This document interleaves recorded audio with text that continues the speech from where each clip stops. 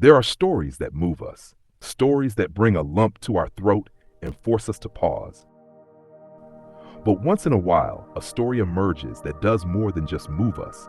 It changes something deep within us. It cracks open the very soul of a nation and forces everyone to look in the mirror.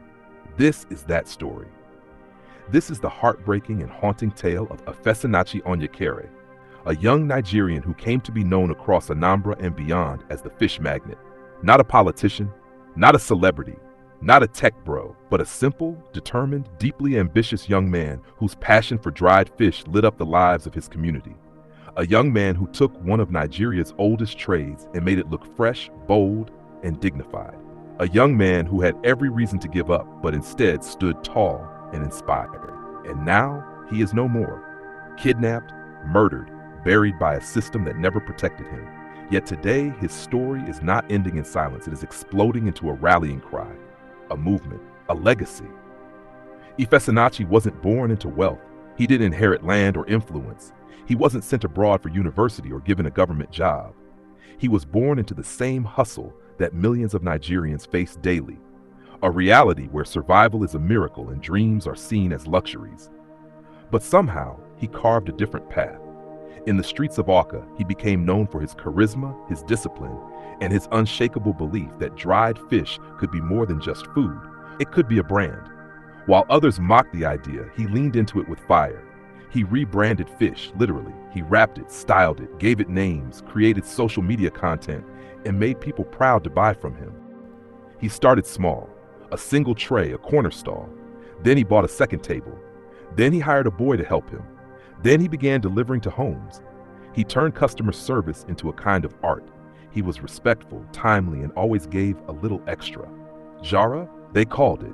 People loved him not just for the fish, but for his energy, his respect, and his ability to make you feel seen. On Instagram, he'd post himself dancing with a fish basket on his head. On Facebook, he'd thank God for selling out in one day. On WhatsApp, he dropped quotes like "Poverty is scared of passion." His fame grew, but not the fake kind of fame we see every day. It was a fame rooted in real people, the mamas in the market who called him our son, the youth he mentored for free, the families that bought from him every Friday because they trusted his honesty. And then one day, the unthinkable happened. It was a quiet Friday evening, the kind of evening where the air is heavy but calm. He was locking up his small warehouse, just like every other day. He had sent a text to a friend saying he'd rest early because tomorrow was going to be a big sales day. But before he could head home, two unmarked vehicles pulled up. Gunmen, cold, calculated, silent. They didn't ask questions. They didn't shoot in the air. They simply called his name. "You, come." He hesitated. His cousin tried to intervene but was held at gunpoint. Within seconds, he was blindfolded, dragged into the back seat of the SUV, and disappeared into the night. No one could have imagined that this would be the last time anyone would see Fish Magnet alive. By the next morning, the news had spread like wildfire. People were stunned, confused, and scared. Messages flooded community WhatsApp groups. "Has anyone heard from Fish Magnet? He was taken last night. Oh God, not him." Then the family received the call, cold, robotic. "We have your son. 15 million, no police, or you'll bury him." His mother collapsed. His friends panicked. The community was thrown into chaos. But Nigerians don't give up easily, especially when it's someone who has inspired hope. His followers on Instagram began raising funds. Influencers amplified the appeal. Some market women offered what they could, 500, 1,000, 2,000, whatever they had. A local mechanic closed his shop for 2 days and donated half his savings. Everyone wanted him back. Eventually the ransom was paid, but silence followed. No word, no update, just hope dying slowly. Then on a Sunday evening, hope was extinguished entirely. A body was discovered in the bush on the outskirts of Nebo, bound, beaten, shot, still wearing the same apron he wore to work, the one that read, "Fish go sell." It was him, Ifesinachi, gone. Even after ransom was paid, even after prayers were said, even after the nation cried out, he was gone. The internet broke, Instagram flooded with tributes, Facebook filled with stories. His customers began posting screenshots of their last conversations with him. "My customer, I bid come tomorrow. I go give you extra." "Madam, now the freshest I dey sell." No fear. Omo, na God they bless hustle. One lady posted a selfie with him taken at his stall. Her caption read, "He said I was his first loyal customer. I'll never forget his laugh." Very Dark Man, one of the country's loudest online voices, broke down on camera, eyes red, fists clenched. He said, "You see this country? This country kills the wrong people. Why would you kidnap and kill a boy selling fish? How do we explain this to our children?" There was anger, but more than that, there was pain. Deep pain. The kind of pain that comes when someone good is taken. The kind of pain that forces a people to question everything. Because Ifesinachi wasn't a criminal. He wasn't doing Yahoo. He wasn't stealing, scamming, or begging. He was working, building, feeding others.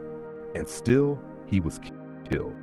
In a nation where fraud is rewarded, where criminals drive the biggest cars, and politicians get security escorts for birthday parties, the one man who chose honesty was left unprotected.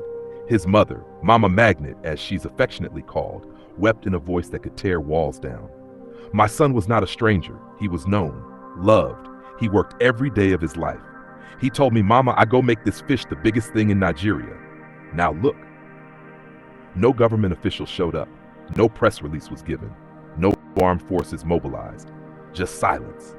But silence can sometimes be louder than a scream. And this silence screamed one thing: you are on your own. Yet the people rose. On the evening of August 4th, thousands gathered across Awka for a candlelight vigil. Some wore white, others wore aprons. Many wore t-shirts that read, "We are all Fish Magnet." Candles were lit, songs were sung.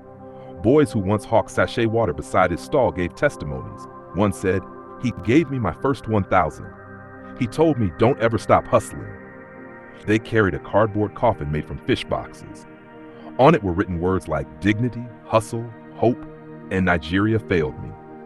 And then something extraordinary happened. People began donating to build what Ifesinachi had dreamed of.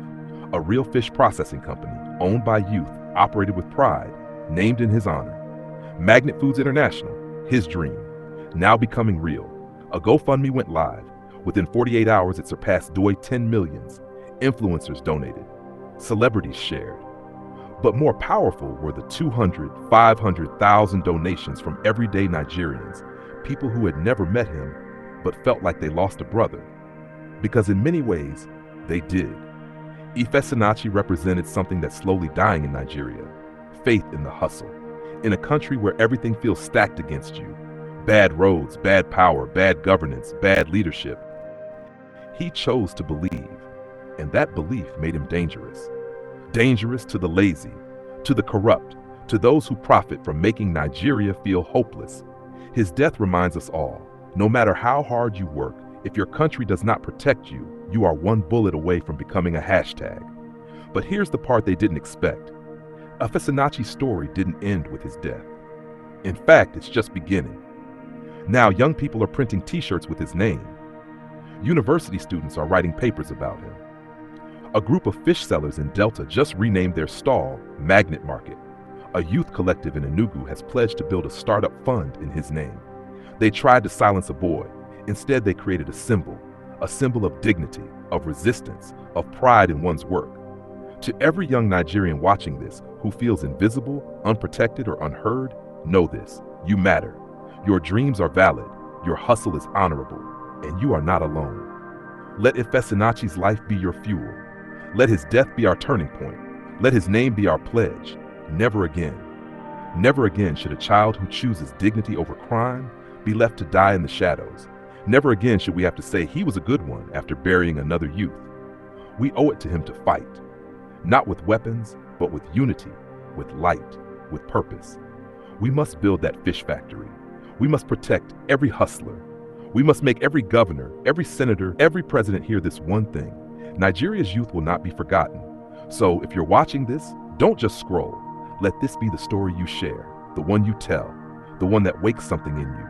Because Ifesinachi Onyekere, the fish magnet, is gone. But what he stood for, that lives on. And now it lives in you. Rest in power, King. Your apron is now our flag. Your hustle is now our anthem. And your name will never be forgotten.